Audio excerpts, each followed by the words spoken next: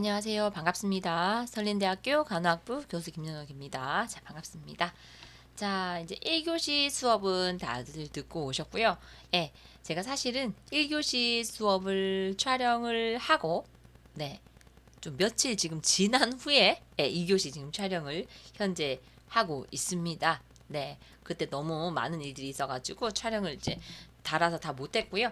지금 이제 따로 예, 며칠이 지난 후에 지금 하고 있어요. 그래서 오늘이 제가 지금 촬영을 하고 있는 날이 9월 22일 화요일이네요. 지금 거의 9시 가까이로 지금 현재 달려가고 있고요. 지금 9월 22일인데 선생님들도 이제 다들 포항에 거주하시니까 아시겠지만 지금 현재 세명기독병원에서 너무 많은 확진자들이 지금 나오고 있는 상황인 것 같습니다. 그래서 지금 현재 저희 학생들의 임상 실습도 모두 중단이 된 상태이고요. 저희가 이제 교내에서 수업을 하는 부분들도 있어요. 학부생들은 그런 경우도 모두 다 중단이 되었어요. 그래서 아마 중간고사 끝나고도 이게 대면이 될지 잘 모르겠습니다. 예. 제가 봤을 땐 비대면으로 계속 갈 가능성이 높지 않을까라는 생각이 좀 듭니다. 근데 선생님도 얼굴을 좀 그쵸 한번 좀 보고 그렇게 했으면 좋겠는데 그런 부분이 좀 너무 아쉽다는 생각이 좀 듭니다. 저만 그런 건가요? 그죠? 네, 저만 그럴 수도 있겠지요. 그렇지만 저는 선생님들이 너무 뵙고 싶습니다. 예. 그리고 선생님들이 이제 살아가는 이야기들, 살아가는 모습들, 그리고 지금 현재 이제 임상에 계시는 분들, 뭐 다른 일을 하시는 분들의 그런 삶에 관련된 것들도 좀 같이 이야기 나누고 싶고요. 같은 동료자로서 그런 것들이 너무나 궁금한데 그런 거 못하고 지금 현재 저 혼자 계속 수업을 하고 있으니까요. 사실상 선생님들 또한 그쵸 불만이 나올 수도 있고요. 저도 이게 비대면으로 하면 피드백이 없으니까 혼자 재미있진 않아요. 그래서 그런 부분이 좀 아쉽다는 생각이 좀 듭니다. 자, 그래서 일단은 이렇게 계속 수업이 조금 진행이 되면서 만약에 계속 비대면으로 간다면 이제 뭐 선생님들이 뭐 과제는 하나가 있었잖아요. 논문 요약하는 거 그걸 제가 뭐 이메일로 받아서 이제 뭐 뒤에 이제 몇 시간 몇 주차에 걸쳐서는 그걸 제가 그냥 피드백 해주는 시간으로 그런 식으로 가야 할 것 같아요. 그래서 그냥 피드백 해드리면 그냥 그것만 그냥 들어주시고 크게 뭐 수업을 듣는다는 거에 개의치 않으셔도 될 것 같아요. 일단은 그때 봐서 다시 말씀을 드리도록 하겠습니다. 자, 이제 1교시 수업에서 이제 가설에 대해서 계속 얘기를 했었어요. 단순 가설, 복합 가설, 지시적 가설, 비지시적 가설 여기까지 했고요. 그 다음에 이제 연구 가설, 통계 가설이 있어요. 근데 저희는 뭐 연구 가설, 통계 가설 이런 말 잘 쓰지 않습니다. 학자들이 어쨌든 자 나와 있으니까 그냥 한번 볼게요. 자 연구 가설과 통계 가설은 가설 검정을 위해 구분된 가설이고요. 연구 가설은 연구자가 연구의 종류 후에 얻어지는 결과를 예측한 형태로 기술해 놓은 가설이고 통계 가설은 그냥 연구 가설을 통계적으로 검증하기 위해 적합한 구조로 바꾸고 보다 조작적인 용어로 변환할 때 사용하는 그냥 가설입니다. 그래서 이 가설까지는 굳이 아실 필요는 없고요. 그냥 나왔으니까 제가 한번 그냥 언급해 드리고 지나가는 부분이 되겠습니다. 자, 그 다음에 선생님들이 아셔야 될 건 가설 검정이겠지요. 자, 이제 연구를 할 때는 그때 계속 제가 강조하고 있죠. 가설이 쭉 나오면 이거를 검증해야 됩니다. 그래서 가설은 결과다라고 말씀을 드렸죠. 그래서 결과로서 검증 결과가 나와줘야 되는 거죠. 그래서 가설 검정은 과학적인 문제 해결을 위해서 통계적 가설의 타당성을 검정하는 것으로 표본의 분포나 자료로부터 그 표본이 추출된 모집단에 관하여 사전에 설정된 통계적 가설이 사실인지 아닌지의 타당성을 판정하는 과정이다. 그래서 말 그대로 가설 검정은 그죠? 그 가설이 진짜냐 아니면 가짜냐 하는 부분을 판정하는 과정이 가설 검정이 되겠습니다. 자, 그래서 가설 검정은 그러면 사실인지 아닌지 진짜인지 가짜인지 그걸 어떻게 아느냐? 귀무 가설과 연구 가설 이렇게 두 가지로 나누어집니다. 그래서 귀무 가설은요. 독립변수와 종속변수 간에 독립변수, 종속변수 다 배웠습니다. 그쵸? 독립변수 뭐였죠? 네, 원인, 네, 대부분 선행, 앞에 있는 것. 종속변수는 뭐였죠? 네, 뒤에 결과, 그쵸? 결과 부분이었어요. 그쵸? 뒤에 있는 것. 그래서 독립변수와 종속변수 간에 유의한 차이가 없을 것이라는 진술로 가설을 무효화하기 위해서 설정한다. 이것은 무효화는 무슨 말이요? 네, 기각할 것을 전제로 하는 가설입니다. 그래서 가설 자체를 집단별 모평균의 차이가 없을 것이다. 이런 식으로 내는 거야. 없을 것이다. 없다. 그죠? 그래서 만성뇌졸중 환자와 만성뇌경색 환자의 균형 능력은 같을 것이다. 이런 식으로 내는 거죠. 그래서 이것을 기각하기 위해서 내는 겁니다. 기각하기 위해서. 오케이 하려고 하는 것이 아니고 이거를 묵상하기 위해서, 그죠? 묵살하기 위해서 이제 내는 것이 기무가설이고요. 연구가설은 독립변수와 종속변수 간에 통계학적 유의한 차이가 있을 것이라는 진술로 새로운 예상이나 주장을 하고자 설정한다. 즉 가설을 어떻게 한다? 네, 채택하기 위해서. 기무가설은 뭐다? 기각하기 위해서 하는 거. 그리고 연구가설은 채택하기 위해서 전제로 하는 가설로 기물가설과 반대되는 가설이다 라고 되어 있습니다. 실험 집단과 대조군 간에는 차이가 있다. 있다 하는 부분이죠. 여기는 차이가 없다였어요. 그쵸? 없다.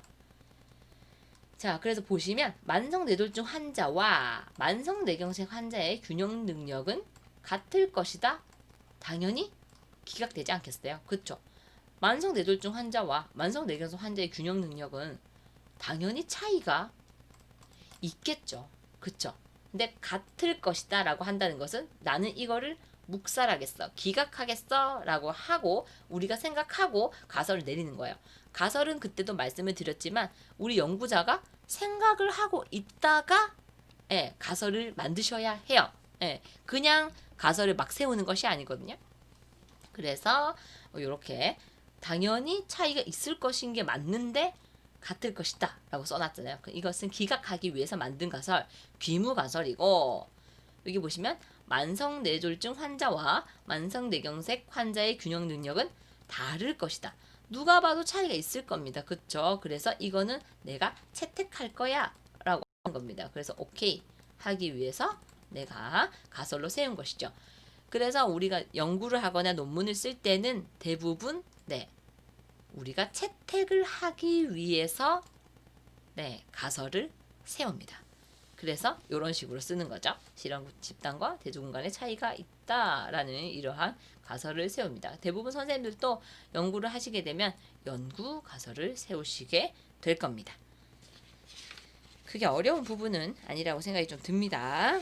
자, 그래서 귀무가설은 뭐다? 기각할 거다. 그죠? 연구가설은 뭐다? 네, 채택할 거다. 요것만 그냥 알아두시면 되겠습니다. 자, 그 다음에는 이제 연구 설계로 넘어갑니다. 자, 이제 제가 앞에서 뭐 가설도 설명하고 변수도 설명하고 이것저것 설명을 막 했어요. 무농고철 어떻게 하고 이런 부분. 이거를 다 가지고 결국에는 선생님들이 연구 설계를 하셔야 하는데요. 자, 연구 설계의 기본 개념부터 보겠습니다. 자, 인과성이 있어야 합니다. 자, 인과성은 어떤 현상 간의 원인과 결과가 있다는 것을 의미를 합니다. 그래서 일반적으로 A가 B의 원인이다 또는 A가 발생하면 B가 뒤따라 발생한다 등의 진술을 확인하는 것이죠. 그래서 이러한 인과성 또는 인과관계의 기준은 다음과 같답니다. 원인과 결과라고 가정하는 요인은 함께 변화합니다. 그래서 어떻게 돼요? 즉 독립변수가 원인, 종속변수는 결과입니다. 그래서 독립변수가 변화를 하면 그쵸? 그 독립변수에 따라서 종속변수가 변화한다고 했잖아요. 그쵸? 그래서 종속변수도 변화해야 합니다. 그래야 이제 인과성이 맞아떨어진다는 거지요. 그 다음에는 원인은 결과보다 시간적으로 어떻게? 너무나 잘 아시는 내용이죠. 선행해서 먼저 나와야 된다. 선행해야 된다. 그리고 원인이 결과에 주는 효과에 다른 변수의 영향은 없어야 한다. 그쵸? 다른 변수에는 영향이 없어야 합니다. 그래서 이러한 세 가지 기준을 모두 만족해야만 두 변수 사이에 인과관계가 성립한다라고 얘기를 합니다. 그래서 대부분 연구를 할 때는 대부분 이러한 그 인과성에 맞추어서 연구를 진행하시게 됩니다. 독립변수에 맞춰서 변화를 하고요. 당연히 그 원인인 독립변수가 먼저 선행해서 발생을 하게 되거든요. 그래서 그런 식으로 연구, 인과성에 따라서 연구가 진행이 된다. 연구 설계를 그러니까 맞춰서 짜셔야 하겠죠. 그 다음 자 확률입니다. 확률. 자 확률은 인과성의 기준은 원인이 발생할 때 효과로 발생하는 결과의 유무로 판단을 하는 것입니다. 그래서 어떠한 뭐 효과 이런 연구들이 있잖아요. 뭐 실험 연구 같은 경우 어떤 뭘 해서 미치는 효과 이런 경우에 결과의 유무로 우리가 확률을 판단을 하게 됩니다. 간호 연구에서는 일반적으로 A가 발생하면 B가 일어날 확률은 50%다라고 확률의 개념을 포함하여 기술하게 됩니다. 인과성의 기준입니다. 자, 그 다음에 편중은 뭐겠어요? 한쪽으로 치우치는 것을 얘기를 하겠죠. 자, 그래서 편중이란 기대되는 것과 차이가 나게 하는 원인이나 그 현상을 모두 포함하는 개념입니다. 실제로 연구를 진행하다 보면 연구자나 특정 도구나 대상자, 자료 수집 과정 및 통계 등의 요인으로 편중이 발생할 수 있습니다. 그래서 그 연구자의 뭐 주관적인 것들이 많이 개입이 돼서 막 한쪽으로 치우치는 결과가 나타난다든지 이러한 편중이 나타날 수도 있습니다. 자, 그래서 그러한 것을 다 연구 설계를 좀 그런 것 다 이제 편중이나 이런 것들을 조금 줄여주고 연구 설계를 잘하기 위해서는 어떤 것들을 고려해야 하는가 하는 부분들이 나옵니다. 자, 중재의 유무. 중재는 제가 계속 말씀을 드렸죠. 중재는 뭐예요? 네, 실험 연구를 할 때, 그죠? 어떠한 처치를 해주는 것을 말해요. 그래서 제가 계속 말씀을 드리는 부분이 제 연구에서는, 그죠?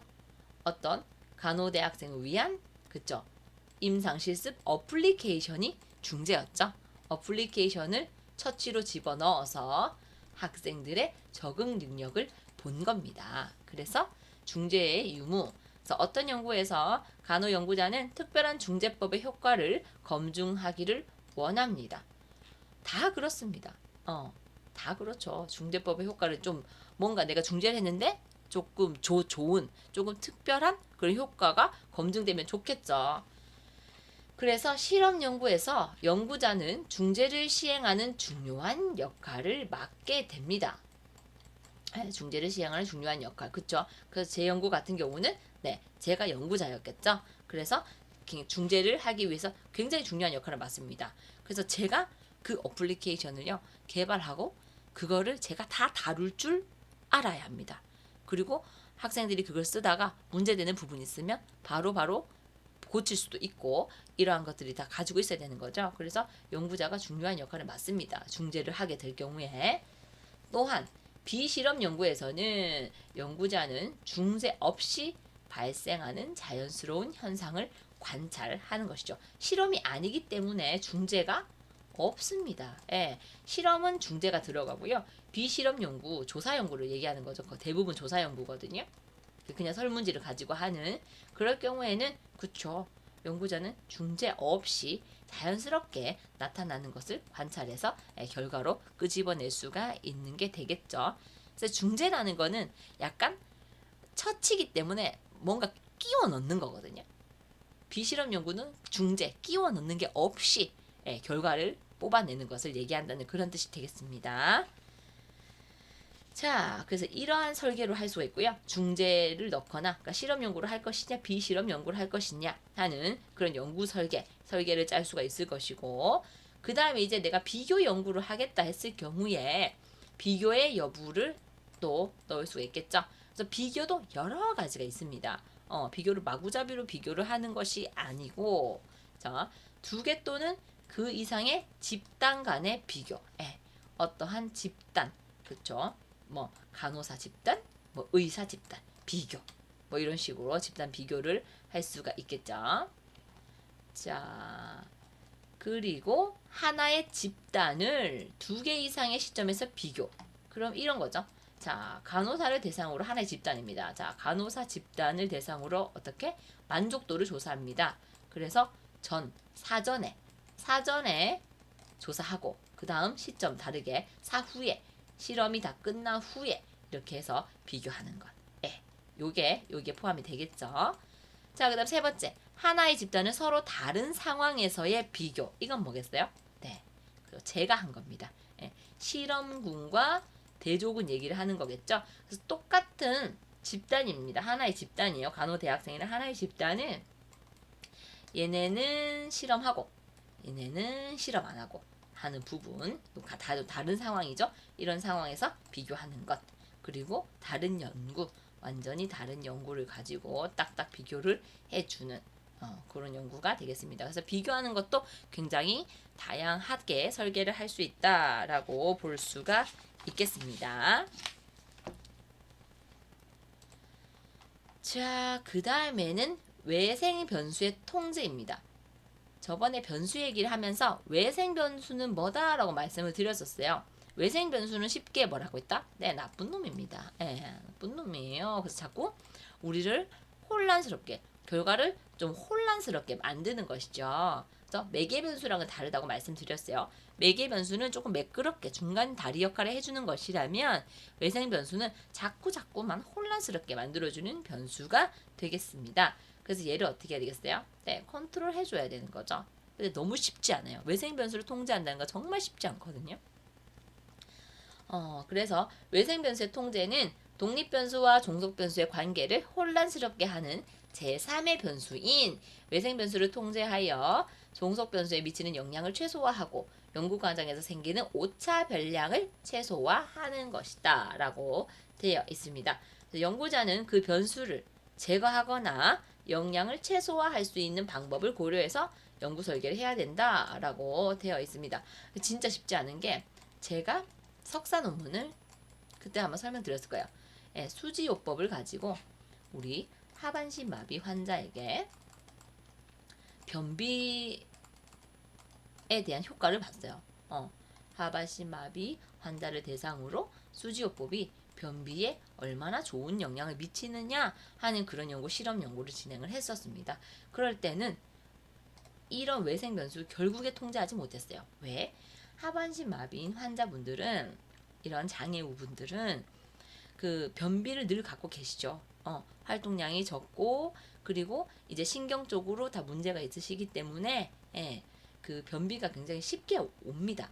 그래서 대부분 약물로 변비를 컨트롤 하시기도 하시고요. 관장을 하시기도 하시거든요. 그래서 그게 다 외생 변수입니다.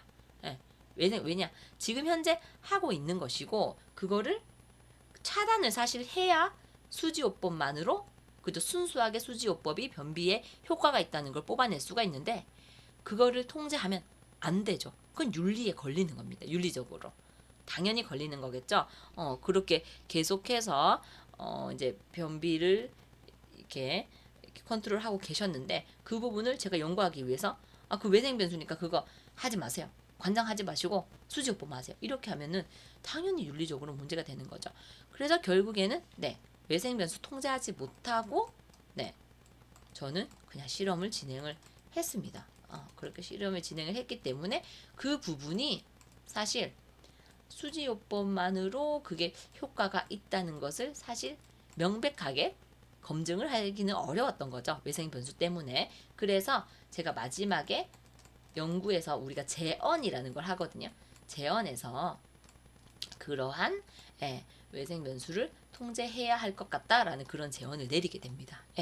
그런 식으로 하시면 돼요. 그래서 통제가 어렵다면 그 연구를 하지 말아야지 이게 아니고 재언으로 남겨두시면 됩니다. 재언으로 남겨서 내가 추후 연구에는 그런 걸 한번 감안해서 시행을 해보겠다. 이런 식으로 그런 식으로 재언을 남겨주시면 됩니다. 자, 그 다음 이제 연구 설계에서 자료 수집의 시기도 중요합니다. 자, 연구자는 연구 설계 시에 연구 질문에 적절한 답을 얻기 위해 자료를 수집하는 횟수와 적절한 시기를 결정해야 됩니다. 그래서 자료 수집을 할 때 자료 수집이라는 건 여러 가지가 있겠죠. 뭐 환자들을 만나서 뭐 설문을 한다든지 아니면 저 같은 경우 어플리케이션을 적용하는데 내가 일주일에 몇 번을 적용해서 줄 건지 이런 것들이요. 그래서 그런 것들도 결정을 해서 연구 설계를 잘 짜서 진행을 하셔야 된다는 소리고요. 자, 그 다음에는 연구 장소와 상황. 너무 중요하죠. 그렇죠? 장소와 상황은 자료의 타당성과 신뢰성을 최대화할 수 있게 선택이 되어야 된다. 자료 수집의 장소와 상황 등의 환경은 대상자에게 신체적이거나 심리적인 영향을 미칠 수 있는 요소이기 때문에 그런 거죠. 그래서 장소와 상황도 잘 생각해서 연구 설계에 집어넣으셔야 되고요. 그리고 대상자와의 의사소통입니다. 연구 설계 시에 연구자는 연구 대상자가 얼마나 많은 정보를 제공할 수 있는지 알아야 합니다. 그래서 대상자를 잘 정하셔야 돼요. 내가 하고자 하는 연구에 이 연구 대상자들이 많은 정보를 줄 것이다 라는 그런 느낌적인 느낌? 그런 거를 미리 좀 조사를 해서 알고 계셔야 되는 거죠. 그렇게 해야 우리가 이제 연구를 할 때 많이 뽑아낼 수가 있고, 특히 질적 연구. 그때 제가 질적 연구 한번 설명드렸었죠. 인터뷰를 따서 해야 되는 연구 같은 질적 연구 같은 경우는 대상자가 말이 많은 사람으로 고르셔야 돼요. 말이 많은 쓸데없는 말이 다 괜찮습니다. 그렇게 해야 많은 그 정보들이 나올 수 있기 때문에 대상자와의 의사소통도 잘 돼야 되고 많은 정보를 제공할 수 있는 사람인지를 보고 대상자를 정해 주셔야 돼요. 자, 그 다음에 연구 대상자에게 그들의 정보 제공의 중요성을 미리 알려줄 필요가 있고 참여와 관련된 비용 이익 고려해야 됩니다. 우리 대상자를 그냥 데리고 오는 게 아닙니다. 모든 비용을 지불해서 데리고 오셔야 됩니다. 그래야 윤리적인 문제에 걸리지 않고요. IRB 승인 받을 때도 우리 뭐 대상자분한테 뭘 챙겨주겠다는 거 다 쓰거든요. 그래서 IRB 승인을 받을 수가 있기 때문에 그런 부분도 다 고려해서 연구 설계를 하셔야 합니다. 자, 그 다음엔 이제 실험 연구 설계입니다. 실험 연구 설계는 그럼 어떻게 할 건데, 비실험 연구하고 실험 연구가 있는데, 자, 실험 연구 설계는 어떻게 해야 되느냐? 자, 실험 연구의 목적은 독립 변수와 종속 변수 사이에 나타날 수 있는 원인과 영향에 대해서 조사하는 것입니다. 그래서 제가 그냥 그 주제를 하나 가져와 봤고요. 자, 이거 선생님들 한번 볼게요. 자, 독립 변수와 종속 변수 한번 나눠 보실래요? 네. 나누시면 되겠죠. 그쵸? 이게 뭐겠어요? 독립변수입니다. 원인. 그래서 기초 임상 실습 프로그램이 원인이 되는 거겠죠. 얘를 중재하면, 처치로 넣으면 학습 동기, 비판적 사고, 자신감 요 세 개가 종속 변수가 됩니다. 결과. 그쵸? 그래서 이 프로그램이 요러한 변수, 종속 변수에 미치는 효과가 뭐냐 하는 부분이 되겠죠. 자, 그래서 본 연구는 기초 임상 실습 프로그램의 효과를 측정하기 위한 단일군 전후 설계의 유사 실험 연구가 되겠고요. 자, 가설을 제가 그냥 하나 써놔 봤어요. 아까 계속 가설 얘기를 했었기 때문에. 그래서 이 가설은 그래서 종속 변수에 다 그렇게 끌어내려오겠죠. 그래서 선생님들도 연구하실 때는 이렇게 종속 변수 다 쓰시는 겁니다. 그래서 학습 동기에 미치는 효과를 분석한다. 그렇죠? 이렇게 분석한다. 산신경에 미치는 분석한다. 이렇게 종속 변수를 다 써서 가설을 내렸습니다. 자, 실험 연구 설계의 특성까지 보도록 하겠습니다. 자, 세 가지 들어가 줘야 됩니다. 아주 중요합니다. 자, 조작이란 연구자의 실험군에게 처치나 중재 생각하시면 됩니다. 조작은 중재. 실험에서는 중재가 무조건 들어가야 된다고 했죠. 저 같은 경우는 어플리케이션이 중재였다고 말씀드렸습니다. 주로 어떤 집단에게는 처치를 제공하고 이게 실험군입니다. 당하는 다른 집단에게는 처치를 제공하지 않거나 이게 대조군이에요. 또는 다른 처치를 제공을 하는 경우. 그러니까 내가 어플리케이션을 만약에 제공했어요. 그 대조군 같은 경우는 어플리케이션 아무것도 안 주고 그냥 아무것도 안 주던지 아니면 그냥 어떠한 핸드북 같은 거 그런 걸 줘가지고 약간 조작을 하게 할 수가 있는 거고요. 그래서 조작은 중재 생각하시면 되고요. 통제는 뭐예요? 외생변수 조절하는 것. 계속 말씀드렸죠. 외생변수 조절하는 것. 무작위는 뭐겠어요? 무작위는 대상자를 무작위로 배치하는 것입니다. 아주 중요해요. 무작위로 배치를 해야 사실 이게 실험 결과로서도 굉장히 메리트가 있는 거예요. 무작위로 배치를 해야 돼요. 실험군과 대조군의 연구 대상자가 무작위로 배정된다면 종속 변수에 영향을 줄 수 있는 연구 대상자의 특성이 한쪽으로 편중되는 것을 막을 수가 있기 때문이죠. 그래서 무작위로 배정하는 것이 아주 중요한데 무작위로 배정하는 것이 굉장히 어렵습니다. 예, 그래서 대부분 무작위로 하지 않고 연구를 하게 되는 경우가 많죠. 그래서 뒤에 3교시부터 또 무작위인 부분 이런 거 좀 설명을 좀 드리도록 하겠습니다. 좋은 얘기가 있어서 하나 가지고 왔어요, 선생님들. 자, 상대방이 나와 얼마나 잘 맞느냐 보다는 필요할 때 옆에 있어 주느냐가 중요한 거다. 한 번에 펼쳐지는 우산도 햇빛이 쨍쨍한 날에는 소용이 없다. 비가 쏟아져 내릴 때 그럴 때 내 옆에 있는 찢어진 우산이 더 소중한 거니까. 너무 좋은 말이지 않아요? 그쵸? 연인들끼리 이런 얘기 해야 되는데, 그쵸? 너무 좋은 얘기라 제가 가지고 왔고요.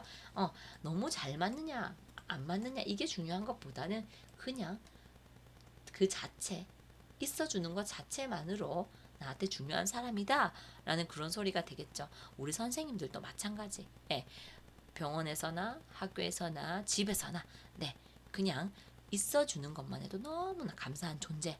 그리고 아이가 있으시다면 그냥 부모로서 뭘 해주지 않아도 그냥 있어주는 것, 옆에 있어주는 것, 그쵸?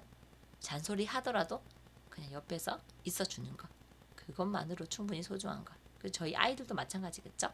그냥 맨날 울고 불고 해도 옆에 그냥 내 옆에 건강히 있어주는 것만도 감사한 거다라고 생각하는 그런 하루를 좀 가지셨으면 좋겠습니다. 자, 2교시 여기까지 하고요. 자, 이어서 3교시 들어가도록 하겠습니다. 수고 많으셨습니다.